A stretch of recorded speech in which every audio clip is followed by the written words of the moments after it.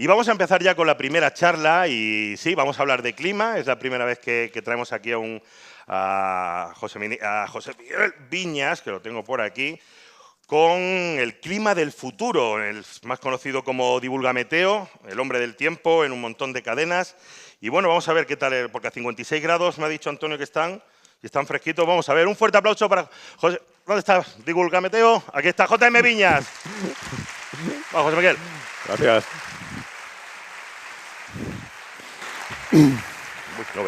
Muy buenos días a todos. Bueno, sin duda, en primer lugar, mis palabras también de condolencia para Pepe Cervera, que estará ahí arriba y va dedicada esta charla a él.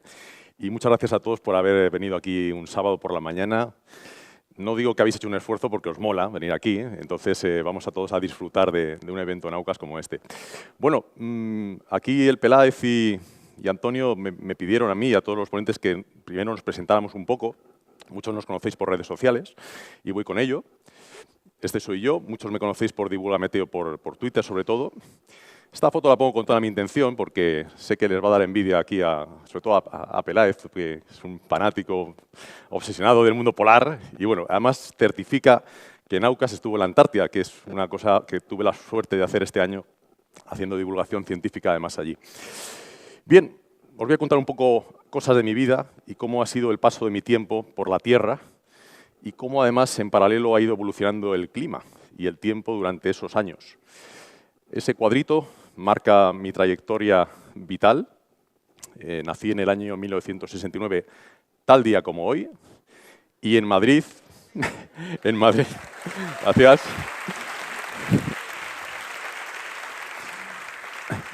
Ese día, en Madrid, se pueden ver los datos si os interesa saber la temperatura que ha hecho el día que habéis nacido, hizo 20 grados de máxima.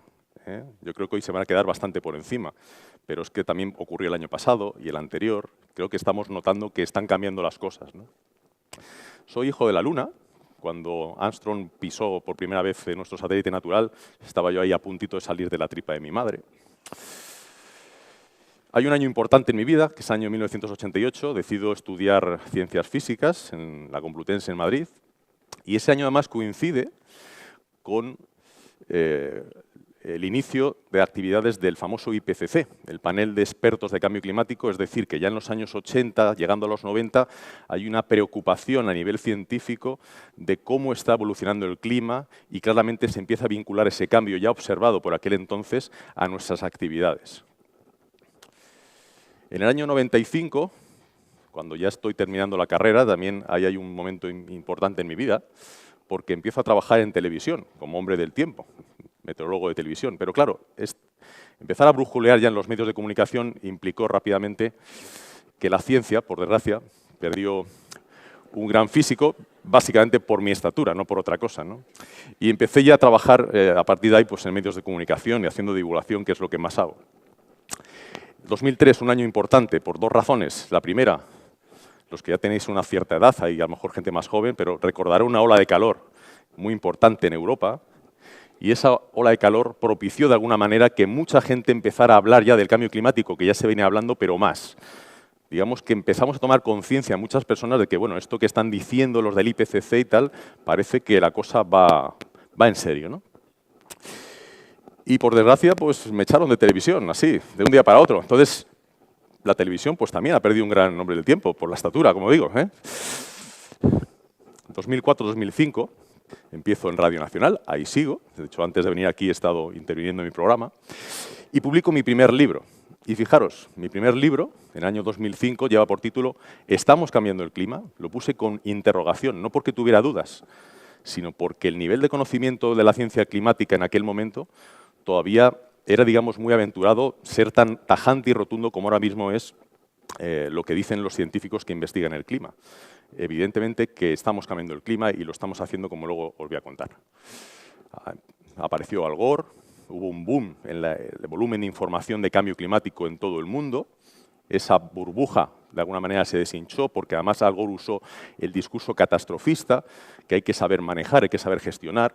En algunas personas seguramente el discurso de Al Gore funcionó, pero en otras no. Se creó también una contracorriente, la gente que dice esto se exageran, esto es una exageración, hay intereses, etc.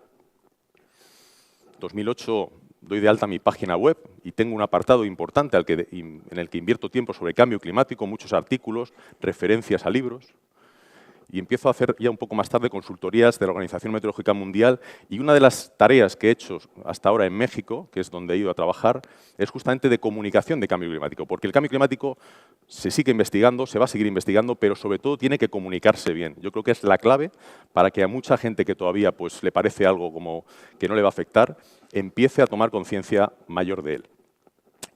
Bueno, ese código de barras que os he puesto, aplicado a la ciudad de Madrid, hace un par de meses o 3, esa estructura en colores para ver cómo evoluciona la temperatura en el último siglo, la desarrolló Ed Hawkins, del Climate Laboratory Book, y Ed Hawkins lo que hizo simplemente es, a esa famosa gráfica que todos conocemos de cómo ha evolucionado la temperatura en los últimos 100, 150 años, una curva claramente ascendente, aunque con picos, pues asignó a cada anomalía de temperatura de cada año un color, y evidentemente que visualmente se ve claro cuál es la evolución.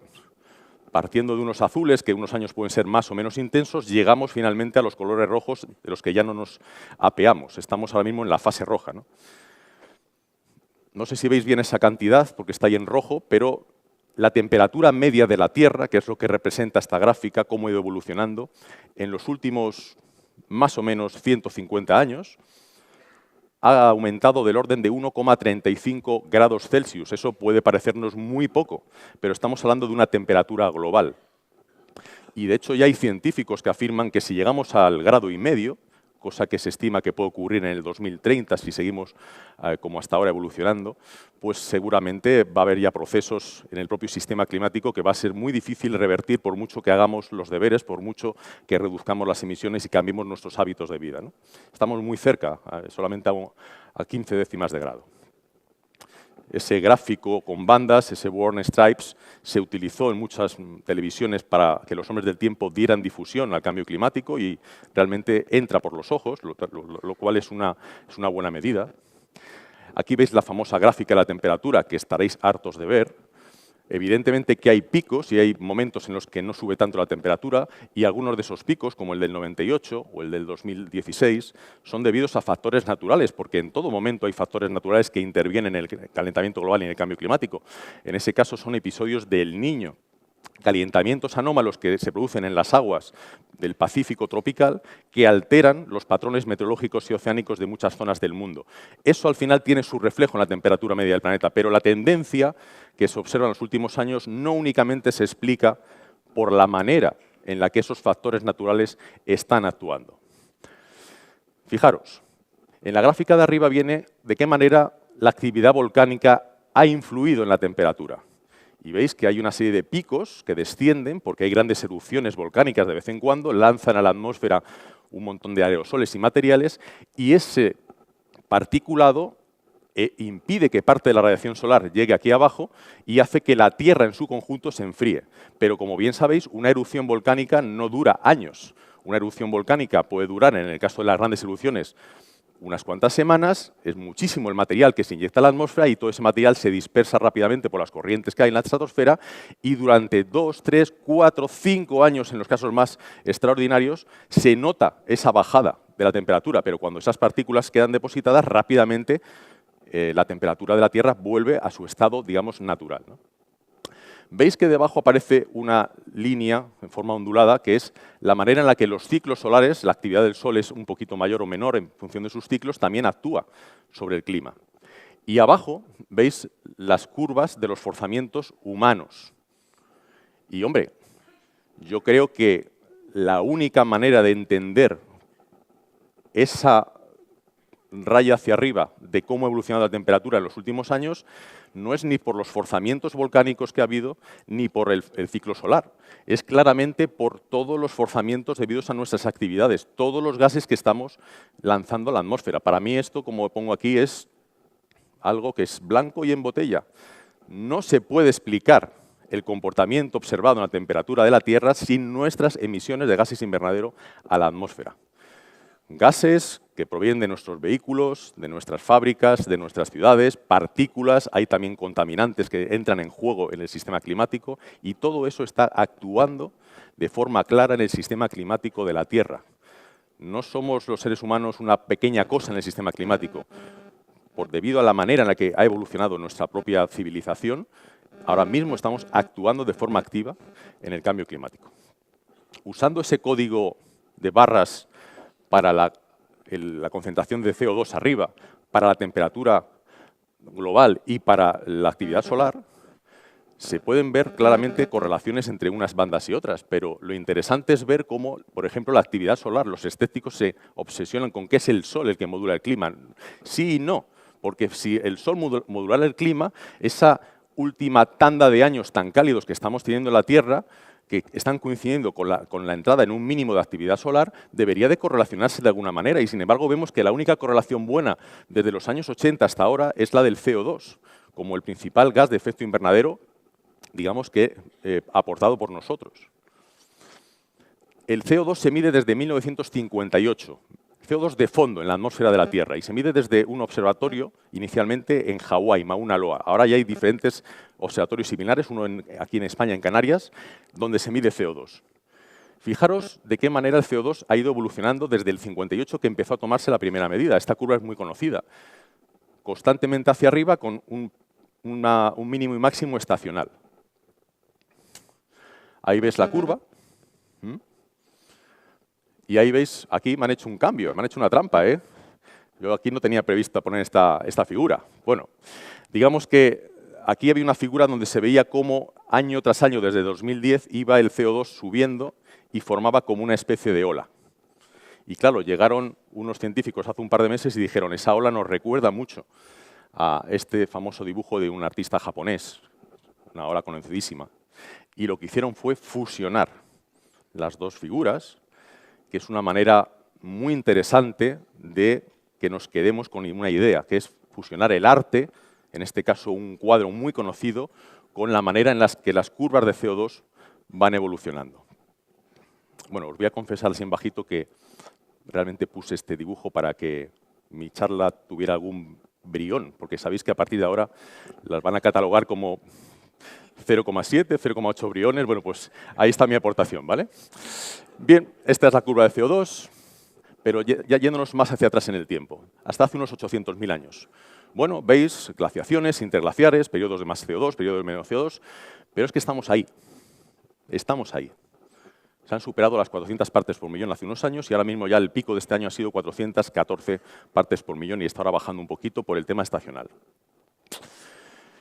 Bueno, evidentemente que el CO2 cambia, pero eso es una singularidad y os acabo de contar antes que está ligada a nuestras emisiones. Podemos ir mucho más hacia atrás en el tiempo, hasta 500 millones de años, y nos damos cuenta que sí, que ha habido periodos en que ha hecho mucho más calor en la Tierra, pero claro, no estábamos aquí, ¿eh? La historia de la Tierra es eso, es una sucesión de grandes cambios climáticos, algunos muchísimo más grandes que lo que estamos empezando a ver aquí en la Tierra. Pero ¿qué pasa? Fijaros hasta dónde llega esto. Ahora mismo nos puede resultar algo paradójico, pero estamos viviendo la séptima era glaciar. Si os fijáis en la curva de arriba, todas esas altibajos azules, está en una parte por debajo del cero. Es decir, la Tierra ahora mismo tiene casquetes polares, pero eso únicamente ha ocurrido 7 veces a lo largo de la historia geológica de la Tierra de 4.000 y pico millones de años. Lo que pasa es que dentro de la era glaciar en la que estamos observando que hay un calentamiento global acelerado que está comiéndose una parte de ese hielo que debería de estar ahí. Y una cosa que no se nos debe de olvidar, singularidades del cambio climático actual. Es rápido, es muy rápido, no hay muchas referencias de cambios climáticos tan rápidos en un pasado no prehistórico ya a nivel de miles de millones de años. Tiene un origen antrópico, lo acabo de contar. ¿Y qué pasa? Que estamos acercándonos a una población mundial de 8.000 millones de personas. Eso no ocurría hace 200 años, o hace 1.000, o hace 10.000, o hace 100.000. Es el único momento en la historia de la Tierra que estamos por todos los sitios, que estamos con esa actividad y que tenemos un clima climático rápido. Y eso, desde luego, que nos hace ser muy vulnerables. El clima, como pongo aquí, tenemos que dejar de entenderlo como el promedio de los datos de temperatura, precipitación durante un periodo de tiempo largo. El clima es un concepto mucho más global. No es solamente la componente atmosférica. Tenemos que hablar ya de un sistema climático.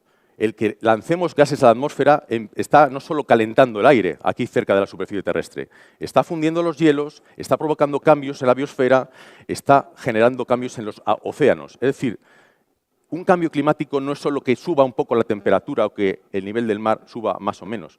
Es un conjunto de cosas que es las que hoy en día se están observando. Los modelos climáticos con los que se hacen las proyecciones, como las que os voy a contar ahora, pues fijaros que en los años 70, aquí en la parte de la izquierda, solamente tenían en cuenta la componente atmosférica. Era lo único que se podía modelizar. A medida que hemos tenido ordenadores más potentes y más conocimiento de ese clima como sistema climático, se han ido incorporando a los modelos pues, el sistema de hielo, la interacción con el mar, la interacción con la superficie terrestre, biosfera, química, y al final un modelo climático hoy en día es un modelo de sistema climático. Todavía faltan piezas que no se encajan ahí bien, pero ya nos da una idea de la proyección climática a largo plazo, no solo en cuanto a qué va a pasar con la temperatura o con la precipitación, que es de lo que más se suele hablar. Esos modelos climáticos plantean distintos escenarios en función de cómo vayan evolucionando las concentraciones de gases invernadero en la atmósfera. Ahí veis los 4 escenarios que considera el último informe del IPCC. Desde un 8.5, que es que seguirán creciendo las concentraciones de CO2 como hasta ahora, no vamos a hacer prácticamente nada, hasta escenarios en los que esas concentraciones dentro de unos años empezarían a bajar si digamos que nos portáramos bien desde el punto de vista de la sostenibilidad. Se está acelerando. Yo creo que no es algo que yo os tenga que demostrar aquí porque lo estáis empezando a percibir. Hace 20 años no era tan perceptible. Veíamos, sí, que había una ola de calor en no sé dónde, tornados en no sé qué, tormentas en no sé qué sitio, pero hoy en día ya nos va pillando cada vez más cerca pues una cosa como una larga sequía, el impacto de las tormentas, etc. Hay muchos parámetros que permiten cuantificar eso. Por ejemplo, así, en modo flash, décadas que en Europa se alcanzaron los veranos más cálidos. Fijaros que sí, por ahí en los países nórdicos hubo un verano en el 1960 y tantos que fue el más cálido y no ha habido otro hasta ahora. Pero fijaros como en la mayor parte de Europa los veranos más cálidos se están registrando en la actualidad, en las últimas décadas, la década pasada y la que estamos ahora mismo. La manera de llover. La gente en el Cantábrico empieza ya a sorprenderse de que de repente te caen ya chubascos que parecen más mediterráneos que cantábricos. Pero es que eso está ocurriendo en muchos lugares del mundo. Aquí en Estados Unidos, por ejemplo, que tengo este mapa, pues se ve cómo esa manera de llover fuerte está aumentando de manera muy significativa en muchas zonas, sobre todo de la costa este. El Ártico, ¿qué os voy a contar? Os voy a haber puesto aquí fotografías de pérdida de hielo y tal, simplemente para que os hagáis una idea visual de cómo está evolucionando la temperatura en el Ártico, que es una de las zonas donde el impacto del cambio climático es mayor. Sobran comentarios, es decir, a medida que nos acercamos hasta el momento actual, cada vez tenemos una mayor frecuencia de meses cálidos, algo que ahora mismo ya es prácticamente global. En Europa, voy rápido, pues lo mismo. Calentamiento imparable, temperatura media subiendo prácticamente en todo el continente. Número de días cálidos. Fijaros, no hay excepción, desde los países nórdicos hasta el Mediterráneo. En algunos sitios, subidas de hasta 8, 9, 10 días con respecto a décadas anteriores. Si no hacemos nada, si no cambiamos nuestros hábitos y el consumo de energía actual, el escenario climático que tendremos a final de siglo será el del mapita que aparece a la izquierda. Subidas en muchas zonas habitadas y pobladas del orden de los 6, 7, 8 grados. Antes os hablé de 1,35 grados de subida en el último siglo, siglo y pico. Aquí estamos hablando de subidas, temperatura media global, de 5, 6, 7 grados o más. Si eso al final ocurre, observaremos que pasarán cosas como esas. En ese mapa, que de alguna manera nos refleja la velocidad del cambio climático, en colores lo que refleja es lo que tendría que moverse un arbusto, un animal, un ser vivo, para mantener su temperatura media como ahora. Si veis zonas de color rojo, es que ahí o te mueves 64 kilómetros al año, o de un año para otro la temperatura va a subir tanto que tu hábitat va a verse ya claramente modificado, de manera que esto nos da una idea de la velocidad a la que se está produciendo esto. Esa velocidad es comparable a la velocidad de nuestro progreso tecnológico. Y yo creo realmente que se podría correlacionar con la velocidad a la que, por ejemplo, Apple o los iPhone van sacando versiones. A medida que salen versiones de Apple, eso nos está indicando que la velocidad de nuestro desarrollo tecnológico y progreso tecnológico está aumentando al ritmo que aumenta el cambio climático. Hay una correlación bastante buena, lo puedo asegurar. Podríamos preguntarnos, ¿qué modelo de iPhone saldrá en el 2050? ¿El iPhone 46 o el iPhone 13? Pues Eso es sostenibilidad. ¿Cómo será el clima en las próximas décadas? Hemos visto los escenarios. Evidentemente que si siguen saliendo iPhones, pongo iPhones, como podría hablar de cualquier otra cosa que de vez en cuando cambiamos a nivel tecnológico. Pues si siguen saliendo versiones de móviles con tanta celeridad, pues lógicamente vamos a ir hacia el escenario 8.5 y será muy difícil que nos adaptemos a él. Si empezamos a hacer bien las cosas, si no entramos en esa espiral de consumo tan desatado que hay a nivel global, no es una cosa que nos afecta solo a nosotros, pues quizá vamos a escenarios como el azul o el amarillo y, bueno, tenemos una opción de adaptación bastante buena. ¿Cómo se hacen las proyecciones climáticas? Muy rápido. Bueno, el esquema es este. Fijaros que aquí en la izquierda los modelos tienen que saber cuáles van a ser nuestras fuentes de energía, cómo vamos a evolucionar tecnológicamente nuestro desarrollo, qué población vamos a tener, vamos a llegar a los 10.000 millones, nos vamos a quedar en 8.000. Con ese input de entrada, pues al final, con ecuaciones, como cualquier modelo, llegamos a un escenario futuro y a un cambio climático que a su vez genera impactos que van a revertir en esos tres factores iniciales. ¿Qué dicen los modelos? Pues aquí está. En cuanto a la temperatura, no hay duda, sube. Los modelos se ponen de acuerdo. Si os gusta el calor, pues bueno, ya nos han contado antes que en el 2066, o no sé qué año era, 2090 y tantos, hay 66 grados. No sé si llegaremos ahí, pero desde luego que vamos hacia calor. No hay ningún modelo hoy en día que nos esté indicando que vamos hacia unas décadas más frías. Todos los modelos apuntan en la misma dirección. Desde el mejor, el de bajas emisiones, hasta el peor. En cualquiera de ellos, incluso en el de bajas emisiones, la temperatura de la Tierra va a subir. Ese escenario, el 8.5, como pongo ahí, no se lo deseo ni a los guiris, por mucho que vengan a España a buscar el sol y el calor, porque es insufrible. A eso no nos vamos a poder adaptar y no es ser catastrofista, es que es la realidad.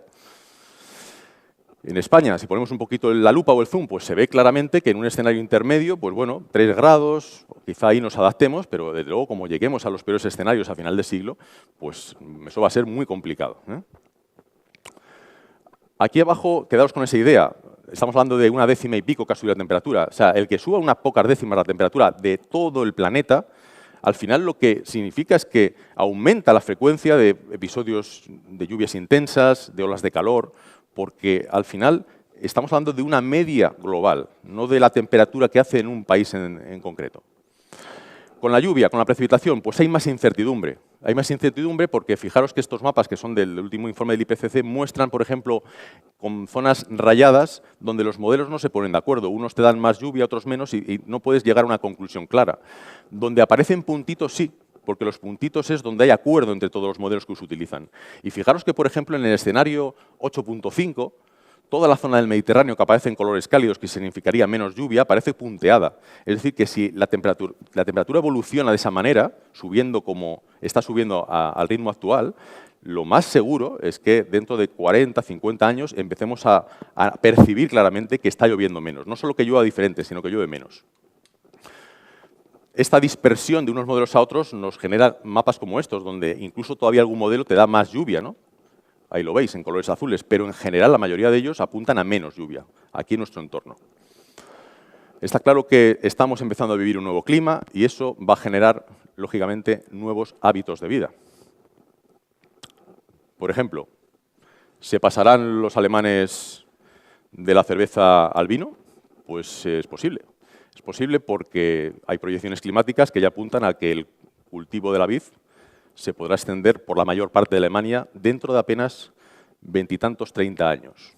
Ya tienen algo, pero si todo se comporta según lo previsto, pues sí. Aquí en España yo creo que vamos a seguir a lo nuestro, aunque nos caiga la del pulpo, como pongo ahí, pero es que nos va a caer la del pulpo, porque cuando uno ve mapas con proyecciones de torrencialidad, pues hay un claro aumento en casi toda la Tierra. Aquí en nuestro país, en esos colores verdes, pues lógicamente que se producirán episodios de lluvias más intensas de las que tenemos en la actualidad. La verdad es que no pinta nada bien la cosa. Como pongo aquí, el cambio climático es un reto de dimensiones no hasta ahora conocidas por el hombre, por lo que supone. Es más, todo lo que os cuenten luego mis compañeros, cada uno en un tema distinto, pues se cumplirá en mayor o menor medida en función de cómo evolucione esto. Porque no tiene nada que ver el escenario 8.5 que os he comentado, que es al que de momento estamos dirigiéndonos, que un escenario de bajas emisiones. de alguna manera está en nuestras manos controlar eso. Probablemente hay cosas que ya se nos van a escapar, pero si todavía actuamos de manera decidida conjuntamente, toda la Tierra, pues seguramente podremos evolucionar hacia un escenario climático, digamos, que nos permita adaptarnos razonablemente bien a él.